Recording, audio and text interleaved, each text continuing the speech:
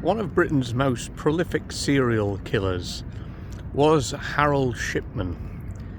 He was responsible for the deaths of at least, I think, 200 people, certainly, most likely more. And the reason he got away with his crimes for so long is because he was a trusted doctor and a physician in the Todmorden and Hyde areas over a couple of decades. A doctor is someone you're supposed to put complete faith and trust in. A few decades, though, before Harold Shipman, there was another man right here in Southport, another doctor. But Dr Robert Clements was given the name of Dr Bluebeard because he wasn't killing off patients. He was responsible for the murders of a string of wives.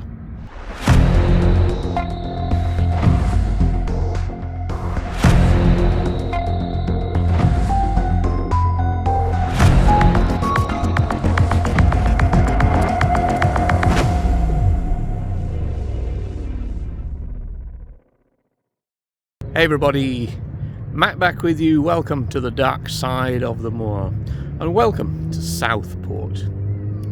Today it's been a very balmy 30 degrees in the sun and even the sea came in. Strange events right here on the coast. But it's not the first time strange events have been seen in Southport, because there is a story going back almost a century in time of a man who came to Southport and was one of its trusted doctors. This is the story of Dr Robert Clements, who came to work here. He was a trusted physician and GP and very, very well liked by the people.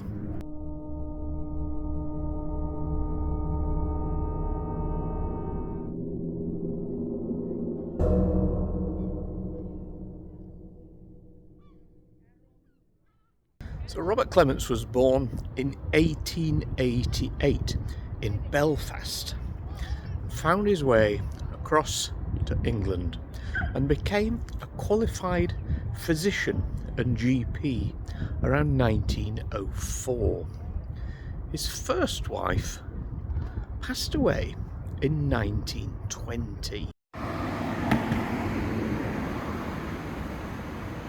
So she was called Edith Annie Mercier and she died aged 40 in 1920.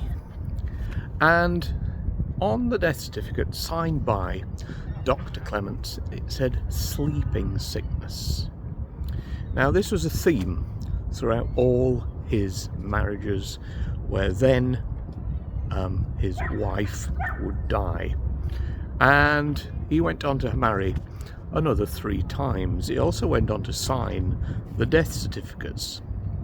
His first wife wasn't rich, but another theme that comes into this story is wife 2, 3 and 4, all from very wealthy stock. Why is Dr Clement known as Dr Bluebeard?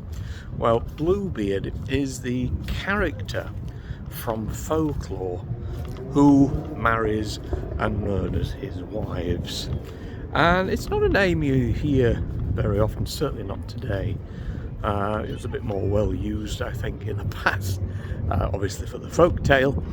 The only other time I think I've heard it is in Night of the Hunter, which was Robert Mitchum as the priest moving from place to place, murdering wives, and when he's finally caught and he's been dragged away, people are screaming Bluebeard at him. I think that's the only other time I've heard it. But yeah, because of the folklore character, this is where Clements, eventually, of course, not during his lifetime, got his name.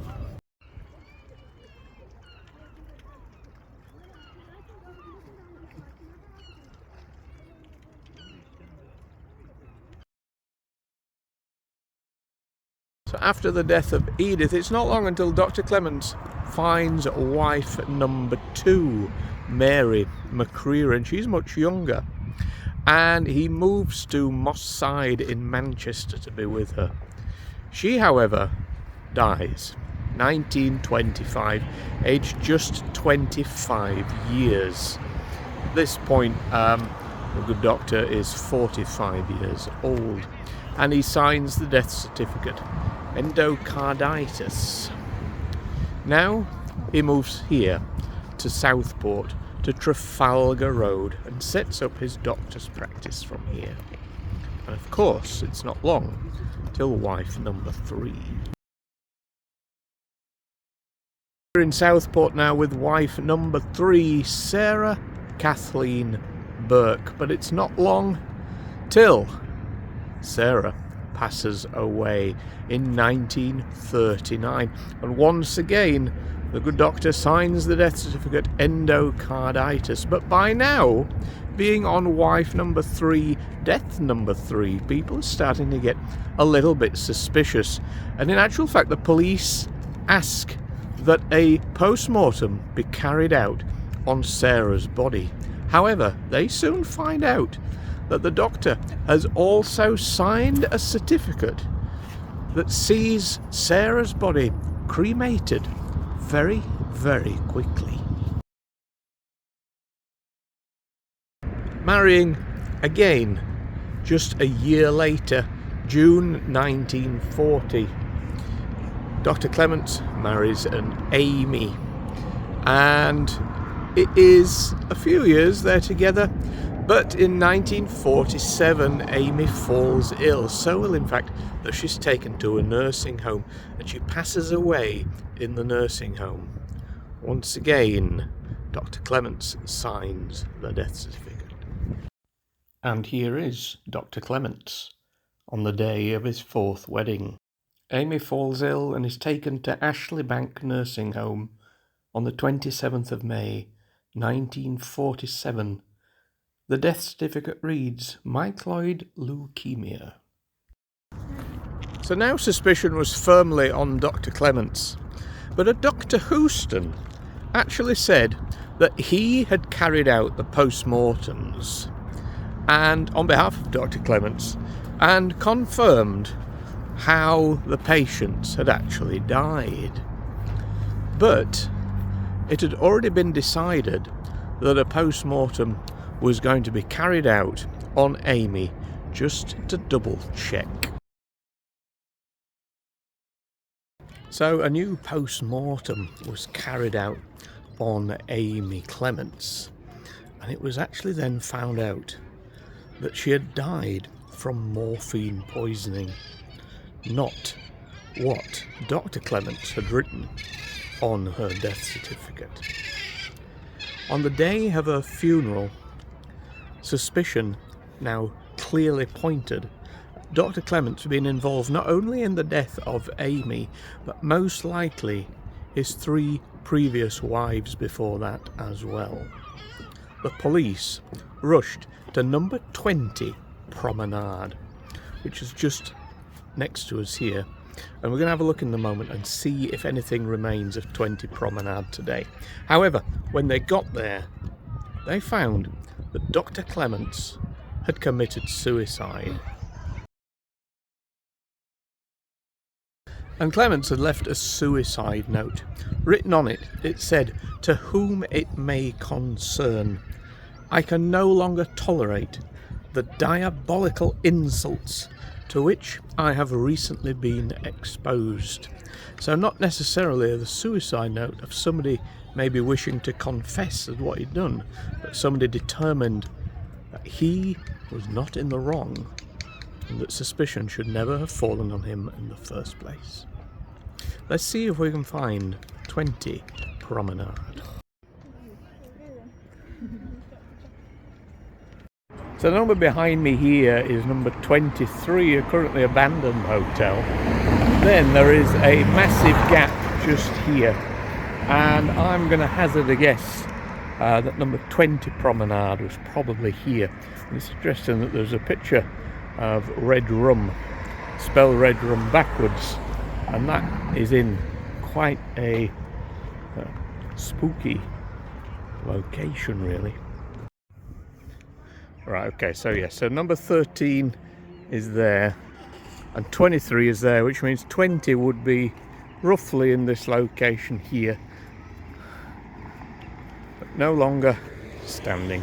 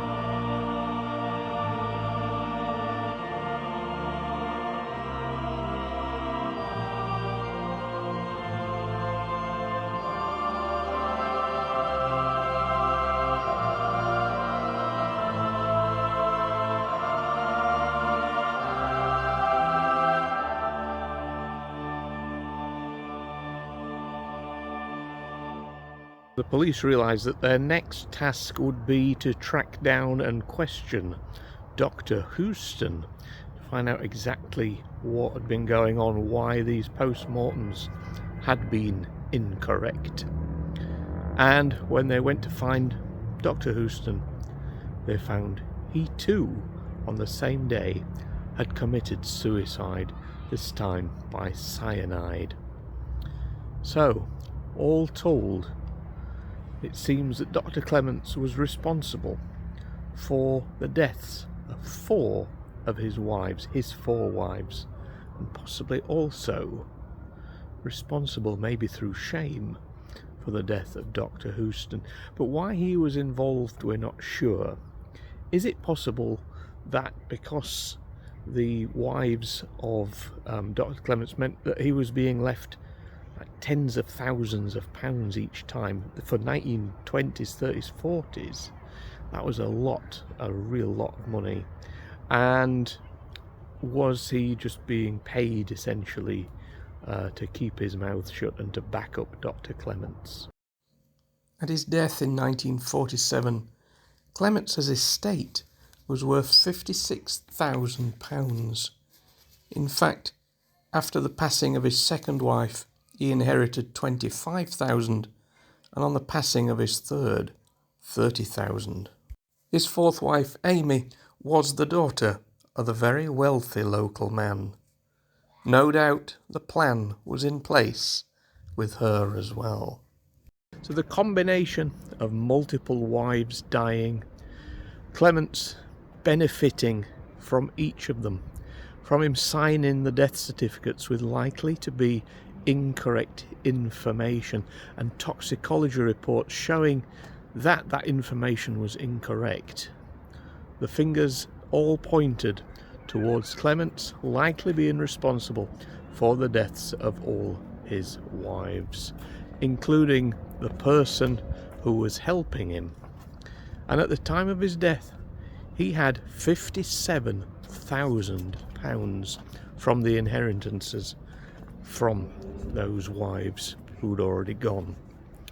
And this became an absolutely massive story in Southport and was all over the press. And as does happen, sometimes serial killers are given a name. And as we've mentioned already, in the case of Robert Clements, he will always be known as Dr. Bluebeard. Okay guys, there we go. That is the story of Dr. Bluebeard, Dr. Robert Clements. Yeah, not a well-known story at all.